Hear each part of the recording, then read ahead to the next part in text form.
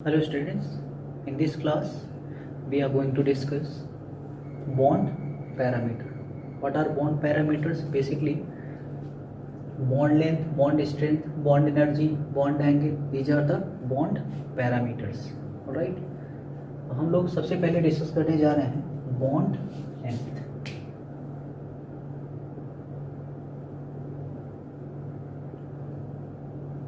जब भी आप बॉन्ड लेंथ की बात करी जाए, सबसे पहले आप देखा करो बॉन्ड ऑर्डर. सबसे पहली चीज क्या है? Bond order. और बॉन्ड ऑर्डर जैसे ट्रिपल बॉन्ड है, डबल बॉन्ड है, सिंगल बॉन्ड. ध्यान रहे ट्रिपल बॉन्ड छोटा होता है डबल बॉन्ड से, और डबल बॉन्ड छोटा होता है किससे? सिंगल बॉन्ड से. अब मान लो अगर बॉन्ड ऑर्डर दो एटम के लिए सेम निकल जाए, तब आप क्या करोगे? बॉन्ड ऑर्डर दो एटम के लिए क्या निकल जाए? सेम निकल जाए, तब आप क्या करोगे? अगर मान लो सिंगल बॉन्ड है कई सारे एटम के बीच, तो आप देख सकते हो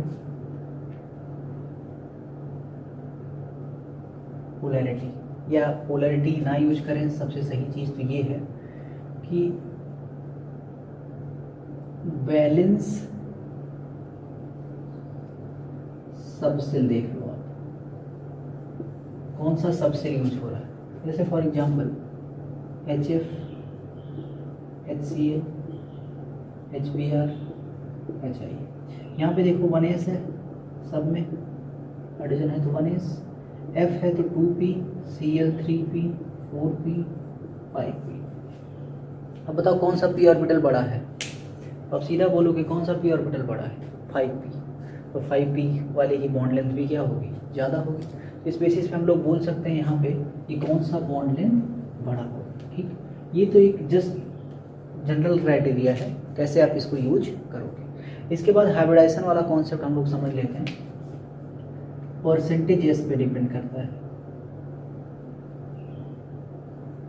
परसेंटेज कैरेक्टर, परसेंटेज कैरेक्टर भी किस तरीके से डिपेंड करता है वो देखो. बॉन्ड लेंथ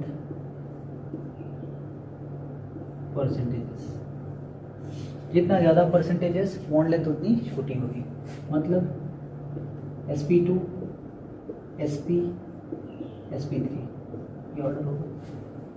sp3 ऑर्बिटल किसी के साथ अटैच हो, ये ऑर्डर मिल जाएगा. लेकिन ये ऑर्डर किस में मिलेगा?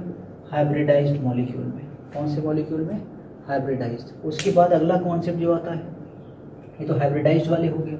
अनहाइब्रिडाइज्ड वाले की अगर हम लोग बात करें, तो अनहाइब्रिडाइज्ड के केस में आप ये देख सकते हो कि जो NP होगा, NS होगा. ठीक, इनमें बॉन्ड लेंथ बड़ी किसकी होगी? NP की. उसके बाद NS की. ये बॉन्ड ऑर्डर ध्यान रखोगे. सेम के लिए डिफरेंट है तो जिसकी N की वैल्यू ज़्यादा, उसकी बॉन्ड ऑर्डर भी क्या होगा? बॉन्ड लेंथ भी क्या होगा? ज़्यादा. इसका मतलब बॉन्ड लेंथ अगर देखना हो तो सबसे पहले आप क्या देख लो? Bond order. उसके बाद आप क्या देख लो? Percentages.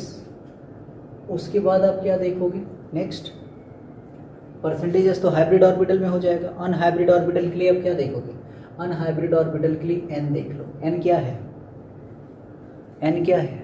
n is the principal quantum number of the subshell which is participating in the bond formation. Which is participating bond formation. ठीक, क्लियर है? तो याद क्या कैसे रखोगे? बॉस, BOS, और उसके बाद नो. बॉस नो मतलब BO means bond order. S means what? S means what? Percentage S. ठीक, अब चलो देख लेते हैं. अगर एक एग्जांपल लिया जाए हम लोग को,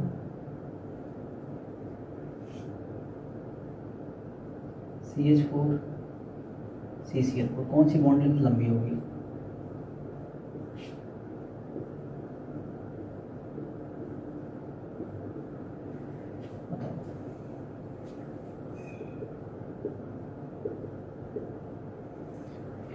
दूसरा क्वेश्चन ले सकते हैं.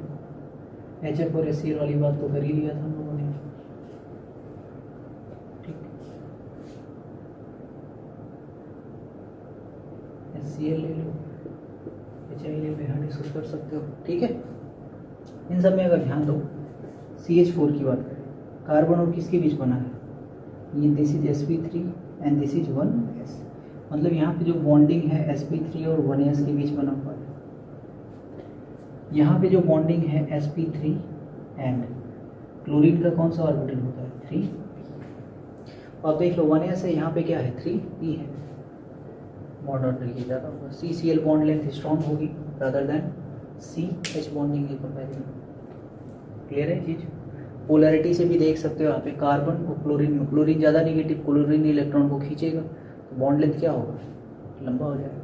यहाँ पे कार्बन और हाइड्रोजन की बॉन्ड को कार्बन खींचेगा तो CH बॉन्ड क्या हो जाएगा, लिटिल बिट शॉर्टर हो जाएगा। ठीक, इस तरीके से हम लोग बॉन्ड लेंथ देख सकते हैं। उसके बाद नेक्स्ट फैक्टर आता है bond strength and bond energy. Bond strength अगर आपको पता चल गया तो बॉन्ड एनर्जी भी पता चल जाएगी इजीली। बॉन्ड स्ट्रेंथ,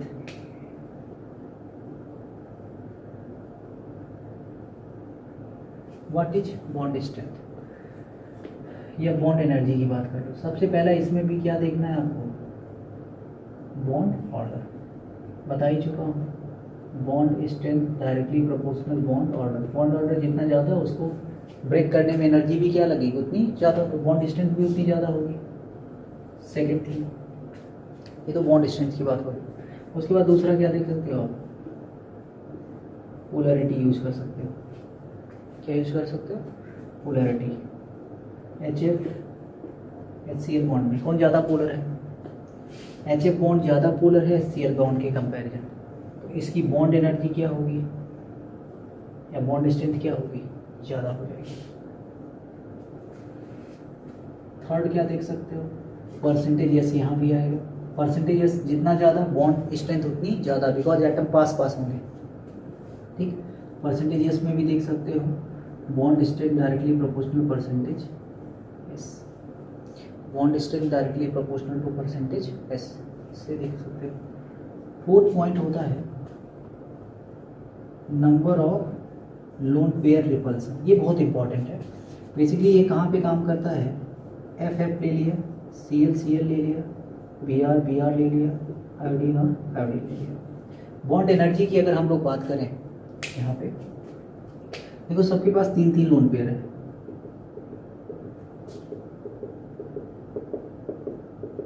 ठीक, बोमीन के पास भी। अब अगर मैं एक का स्ट्रक्चर बनाऊं, यहाँ पे F2p है, एक फ्लोरीन और दूसरे फ्लोरीन का 2p ऑर्बिटल ओवरलैपिंग कर रहा है, लेकिन इसके पास 3 लोन पेयर भी है। लोन पेयर को अगर मैं ऐसे दिखाऊं, ठीक है, यहाँ भी है, तो अगर क्लोरीन का बनाऊं तो थोड़ा 3p लंबा होगा, ये हो गया। अब यहाँ पे लोन पेयर होंगे, ऐसे देख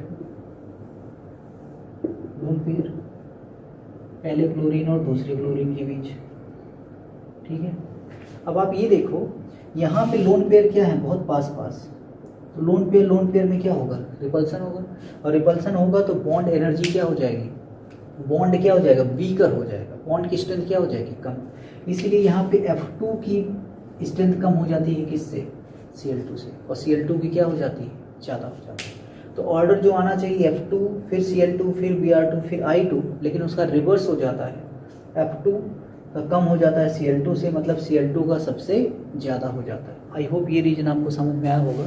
तो बॉन्ड स्ट्रेंथ में lone pair major role play करता है। अगर एटम की साइज बहुत छोटी है और लोन पेयर है उसके पास, तब लोन पेयर रिपल्सन के कारण उसकी बॉन्ड स्ट्रेंथ क्या हो जाती है, कम हो जाती है। बॉन्ड स्ट्रेंथ क्या हो जाती है, कम हो जाती है। ये चीज़ इतना आपको ध्यान रखना है। तो ये बॉन्ड स्ट्रेंथ की बात होगी। जो ऑर्डर बॉन्ड स्ट्रेंथ का होता है नियर अबाउट, वही ऑर्डर किसका होता है, बॉन्ड एनर्जी का होता है। तो आई होप बॉन्ड स्ट्रेंथ वाला टॉपिक समझ में आया आपको। बॉन्ड स्ट्रेंथ की जब भी बात करेंगे तो नंबर ऑफ लोन पेयर जरूर देखना, क्योंकि लोन पेयर पे भी डिपेंड करता है कौन सी चीज़, बॉन्ड स्ट्रेंथ। तो बॉन्ड ऑर्डर पहली चीज़ जो दोनों में प्रियोरिटी थी, ठीक है। उसके बाद बात करें तो पोलैरिटी आ रही थी, पोलैरिटी जितनी ज़्यादा बॉन्ड एनर्जी या बॉन्ड स्ट्रेंथ उतनी ज़्यादा। लेकिन अगर सेंट्रल एटम, दोनों जो एटम हैं जिनके बीच बॉन्डिंग की हम लोग कंपैरिजन कर रहे हैं, अगर उनके बीच दोनों के पास लोन पेयर है, तब लोन पेयर रिपल्सन हो सकता है। जैसे आप सोचेंगे यहाँ पे F पे भी है सिर्फ लोन पेयर, लेकिन दिक्कत ये है ना H के पास लोन पेयर नहीं थी, F का लोन पेयर कोई रिपल्सन नहीं कर पाएगा, बॉन्ड स्ट्रेंथ को कोई इफेक्ट नहीं कर पाएगा। लेकिन यहाँ पे F के पास भी और दूसरे F के पास भी क्या है, लोन पेयर। मतलब जो दो बॉन्डिंग एटम होंगे जिनकी बॉन्ड लेंथ कंपैरिजन कर रहे हो, अगर दोनों के पास लोन पेयर है, तब लोन पेयर पास होने की वजह से रिपल्सन हो जाने से उनकी बॉन्ड स्ट्रेंथ क्या हो जाती है, वीक हो जाती है। क्लियर है? तो ये था टॉपिक, बॉन्ड एंगल पहले डिस्कस कर चुके हैं। तो इतना था आपका बॉन्ड पैरामीटर। बॉन्ड पैरामीटर पे ज़्यादा ध्यान दीजिएगा, अच्छे एग्जाम्स में यहाँ से क्वेश्चन और आते हैं। जैसे यहाँ पे मैंने परसेंटेज एस की बात किया ना, तो परसेंटेज एस से बोलो क्या हो सकता है, sp3 से पहले आएगा sp2, उससे पहले आएगा क्या चीज़, sp, ये आएगा। इससे पहले भी कुछ चीज़ें आती हैं जैसे dsp2 और sp3 d2 भी आते हैं, ठीक। लेकिन ये आपके कोर्स में नहीं पड़ेगा, तो sp sp2 और किसको ध्यान देना है आपको, sp3, ठीक है।